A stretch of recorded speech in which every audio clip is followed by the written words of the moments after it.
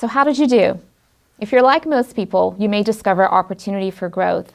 Let's explore some ideas to make this happen. As an intentional inclusionist, you should commit to a lifestyle of inclusion. The intentional inclusionist recognizes that an endpoint does not exist to the work of inclusion. Practicing this every day requires courage, self-awareness, and the willingness to expose the unconscious one-sidedness we all possess. You are on a journey to a destination that is constantly moving and changing.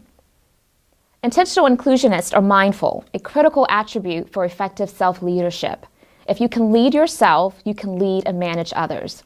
I find that it's more productive to focus on those people who are silent rather than those who intentionally exclude.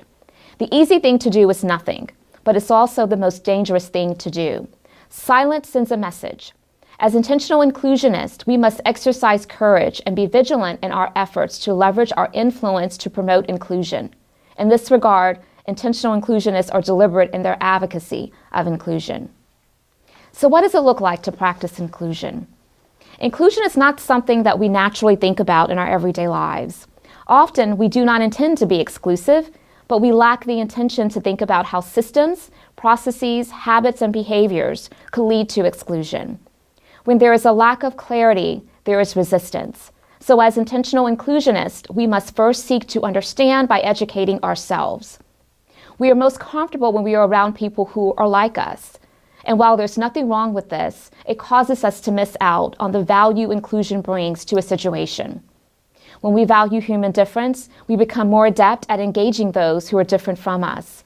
When we shift our paradigm and begin to look at how we can be inclusive of other people's uniqueness, we will begin to see an influx of organizations and leaders who are intentional in fostering inclusion. The same way we value people's ability to be innovative, respectful, passionate, and diligent is how we should appreciate one's ability to be inclusion-minded. One of the best leadership compliments a person can receive is for others to view them as fair and inclusive.